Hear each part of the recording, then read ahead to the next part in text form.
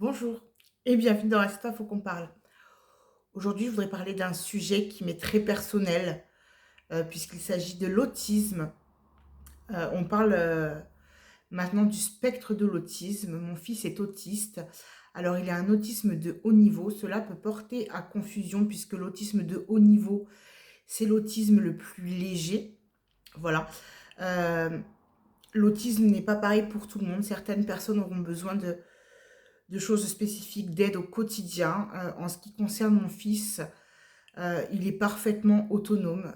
Il va à l'école, il suit une scolarité tout à fait normale, mais il a également des besoins spécifiques. Voilà, il n'y a pas d'autre mot. Il a des besoins spécifiques comme des séances d'orthophonie puisqu'il a des problèmes d'élocution. Il va toujours voir la psychomotricienne qui l'aide pour la motricité en particulier. Je voudrais m'adresser aux parents d'enfants qui ont un TSA, donc un autisme. Sachez que vous n'êtes pas seul et que nos enfants ne sont pas des pestiférés.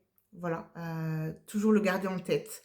Ce sont des enfants merveilleux qui ont une façon de voir et d'envisager la vie de façon différente, tout simplement. En ce qui concerne mon fils, son autisme, je l'ai vu au fil des années, puisqu'il ne parlait pas lorsqu'il avait 2 ans. Et je l'ai déjà expliqué dans ma vidéo sur le TDAH, et j'ai oublié d'expliquer, mais le TDAH, c'est le trouble du déficit de l'attention, et le H, ça veut dire avec ou sans hyperactivité. Donc, il a été diagnostiqué pour un TDAH plus un TSA. Le diagnostic est tombé. En effet, il avait un TDAH et un TSA léger, voilà, dit autisme de haut niveau. Avant, ça s'appelait l'autisme Asperger. Voilà, mais je sais que beaucoup de gens n'aiment pas utiliser ce terme. Donc, on appellera ça l'autisme de haut niveau. Ça n'enlève en rien en ses capacités intellectuelles. D'ailleurs, il a une énorme mémoire. Ça fait partie de, voilà, des pendants de l'autisme. Il a une énorme mémoire. Il est capable de lire une chose une fois et de vous le répéter par cœur. Voilà. Il n'a pas de second degré. Ça fait aussi partie de l'autisme. Ils ont leur façon d'aborder les blagues, la vie. Par exemple, si nous sommes à table et que je dis que j'ai faim et que je mangerai un cheval, pardon, il va chercher un cheval dans la pièce. Voilà. Si vous lui dites qu'il va pleuvoir des cordes, il va chercher les cordes. Si vous lui demandez lors d'un jeu de donner sa langue au chat, il va vous dire il est hors de question que je donne ma langue au chat. Voilà, ça fait partie de ma vie depuis maintenant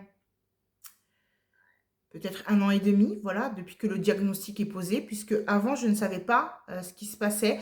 Alors j'avais des doutes, bien évidemment, c'est bien pour ça que j'ai pris contact avec des professionnels afin de lui faire des tests, et mes doutes se sont avérés. Donc lorsque le diagnostic est tombé, je ne suis pas tombée de haut, je ne me suis pas effondrée, puisque finalement je pense que cela a été un soulagement, voilà, un soulagement de pouvoir me dire, tu as bien vu ce qui se passait. Alors attention, je ne dis pas que les parents qui ne le voient pas sont de mauvais parents, c'est juste que je suis très fusionnelle avec mon fils et que lorsqu'il y a eu les premiers signes, euh, voilà, je me suis dit, voilà, dans le doute, fais faire des tests, voilà. Il s'est avéré que les tests étaient positifs. Désormais, ma vie se tourne autour de ces pathologies. Alors, ce ne sont pas des maladies, c'est un trouble du neurodéveloppement. Son cerveau ne se développe pas comme le nôtre.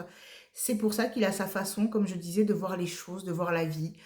Euh, Ses interactions sociales avec les gens sont compliquées, mais pas pour lui en fait. C'est pour les gens, puisque vu qu'il ne réfléchit pas comme les autres, il paraît peut-être parfois pour un extraterrestre, mais il suffit d'expliquer ça aux gens et voilà, les gens comprennent. Alors c'est vrai que lorsque on entend pardon, le mot autisme, on a tendance à se mettre en retrait et à se demander comment on va pouvoir interagir avec une personne qui en est atteinte. Mais en fait, ça reste des enfants comme les autres. Des enfants qui ont une intelligence émotionnelle beaucoup plus grande que la nôtre, qui ont une hypersensibilité également, voilà. Euh, qui ont du mal avec certains stimuli, trop de lumière, trop de bruit. Voilà, mon fils euh, a un casque anti-bruit pour les cas où ce serait trop pour lui. il fait des meltdowns autistiques. Alors, qu'est-ce que c'est un meltdown autistique?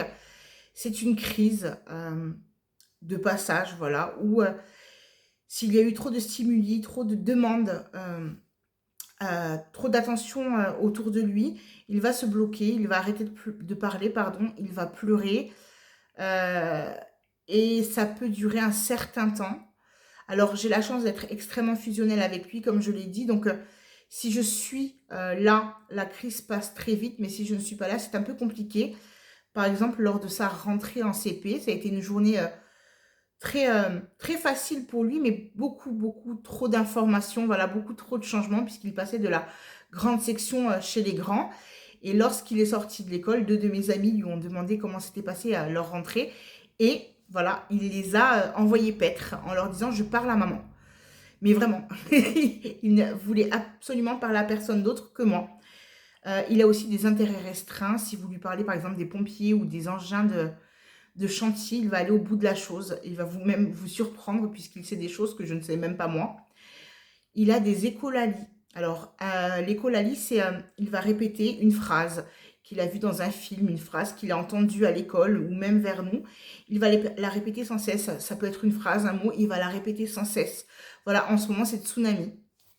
C'est son mot préféré. Voilà, il l'utilise à toutes les sauces. Euh, mais mis à part ça, lorsque vous le rencontrez, c'est un petit garçon de 6 ans, lorsque vous le rencontrez, il n'y a pas écrit autiste sur son front, donc vous ne pouvez pas deviner qu'il est porteur d'un TSA. C'est très important de le dire aux gens, puisque, comme je le disais, les gens ont tendance à avoir peur de ce mot. Et j'aurais peut-être eu peur, moi aussi, à une époque, mais j'ai toujours été très ouverte, donc je ne sais pas. Mais voilà, dans le doute, je préfère dire que j'aurais peut-être eu peur. Et puis finalement, lorsque c'est son enfant, on apprend à devenir un peu plus ouvert, un peu plus tolérant, voilà, parce que c'est très fatigant. Je pense que les parents qui ont des enfants porteurs de TSA me comprendront, c'est vraiment une énergie quotidienne qui est pompée, voilà. On est très fatigué puisque c'est un soutien vraiment ouais, quotidien. Il ne faut pas abandonner l'enfant, il faut faire attention aux mots que l'on emploie avec lui. Ne pas craquer devant lui, puisque en fait, si vous craquez devant votre enfant, il va penser que c'est de sa faute et ça va créer encore des meltdowns autistiques. Donc voilà, c'est un combat quotidien qu'il faut mener de front, voilà, sans jamais rien lâcher. Les enfants qui sont porteurs de TSA ont généralement un parent de référence, voilà. Le papa de mon fils et moi, nous sommes une équipe. Mais selon toute vraisemblance, aux yeux de mon fils, je suis le capitaine. Voilà. Si son papa lui dit quelque chose, il attend mon aval pour faire la chose. Donc c'est très difficile pour l'autre parent, voilà, puisque l'autre parent a l'impression de ne pas être aimé, de ne pas être apprécié, de ne pas compter, alors que pas du tout. Pas du tout. C'est juste que je pense que du fait de notre relation, c'est beaucoup plus facile pour lui de m'écouter. Voilà, je pense, j'espère.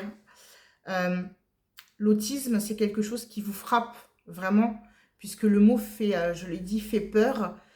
Et puis finalement, on apprend à vivre avec, on apprend à adapter son emploi du temps, son quotidien. Voilà, moi, il a des séances chez l'orthophoniste tous les jeudis, chez la psychomotricienne tous les mardis. Donc, ma vie est entre parenthèses, mais ça vaut le coup, voilà, parce que je veux qu'il s'en sorte, puisqu'évidemment, il va être confronté à des difficultés tout au long de sa vie, puisque lorsque l'on est autiste, on meurt autiste. Donc, c'est vraiment quelque chose qu'il faut anticiper. Voilà, tous les tracas quotidiens. Par exemple, pour le sport, je cherche à l'inscrire dans un sport.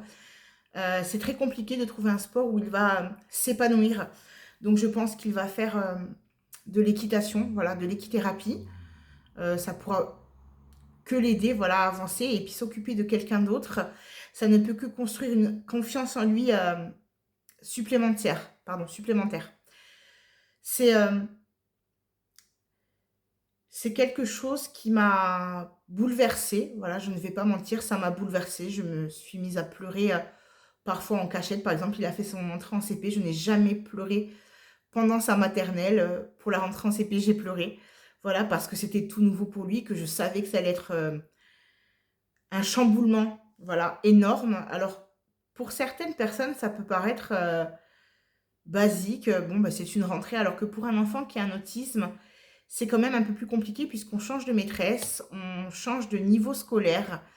La charge de travail est, d'autant plus, grande par rapport à la maternelle, par exemple. Je l'ai déjà dit, Noah, qui s'appelle Noah, a la chance d'avoir, 2 AESH qui sont très, très gentils, qui s'occupent très bien de lui. Mais sans ces AESH, je pense qu'il aurait de grosses difficultés. Voilà, parce que mis à part sa grande, capacité mémoristique, il a quand même besoin d'aide au quotidien pour l'école, voilà, pour l'aider à se concentrer, puisque le TDAH plus le TSA, c'est une combinaison assez explosive. Euh, et parfois, pour lui, c'est trop. Donc, il a vraiment besoin d'aide. Et nous avons la chance d'avoir cette aide au quotidien à l'école, au quotidien en dehors de l'école, lors de ses rendez-vous, voilà, médicaux. Euh, je voudrais dire aux parents, donc, qui ont des enfants qui ont un TSA, de ne pas baisser les bras, euh, d'être toujours vaillant, parce que on en a besoin, voilà.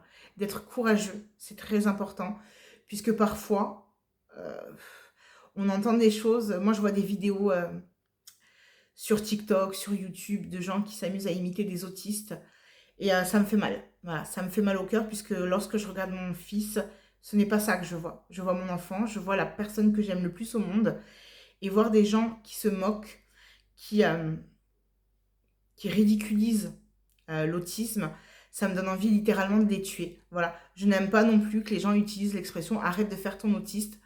Voilà, c'est des choses comme ça. Ce n'est pas grave en soi, puisqu'on ne peut pas demander aux gens d'arrêter d'être ce qu'ils sont. Voilà, c'est leur façon de blaguer, mais personnellement, moi, ça me blesse beaucoup.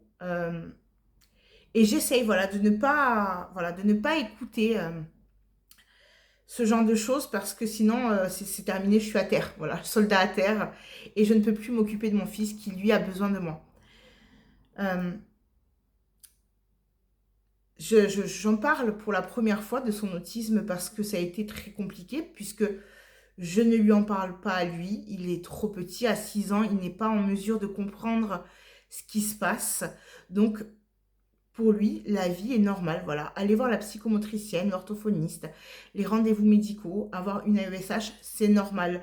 Lorsqu'il grandira, je lui expliquerai les choses telles qu'elles sont. Mais pour l'instant, je préfère le laisser dans son innocence. Et surtout, étant donné qu'il a tendance à être très confiant envers les gens, puisque l'autisme, ce n'est pas des enfants qui sont renfermés sur eux. Au contraire, c'est même des enfants qui sont extrêmement sociables, parfois trop. Hein, voilà, c'est même parfois très dangereux. Mais il a tendance à aller raconter sa vie, son âge, où il habite, voilà, à des gens qu'il ne connaît pas, à demander des câlins à des gens qu'il ne connaît pas. Et finalement, je ne lui parle pas de son autisme parce que je n'ai pas envie que lorsqu'il en parle aux gens, ils se sentent rejetés. Voilà, on le sait, les gens sont méchants, les enfants dans la cour d'école sont cruels entre eux, c'est l'enfance, c'est comme ça. Donc pour l'instant, je le laisse dans son innocence et je gère, voilà, je gère, nous gérons avec son papa de la meilleure façon possible pour qu'il poursuive une enfance et une scolarité normale. Voilà, je vous apporte tout mon soutien si vous êtes dans mon cas. Je sais à quel point c'est difficile. Pour moi, ça a été très dur de faire cette vidéo puisque, comme je l'ai dit, c'est un bouleversement. Et surtout, ne voyez pas ça comme un échec. L'autisme, c'est une maladie du neurodéveloppement. Vous n'y êtes pour rien. Voilà, vous n'y êtes pour rien. Ce n'est pas de votre faute. Je pense qu'il faut dédramatiser la chose et ne pas s'auto-flageller en disant c'est de ma faute. Pas du tout. Voilà, vous n'y êtes pour rien, je vous le répète. Donc je vous envoie tout mon soutien, tout mon courage et continuez à être là pour vos enfants et à les soutenir. Je vous remercie d'avoir regardé cette vidéo et je vous dis sûrement à la semaine prochaine ou à bientôt.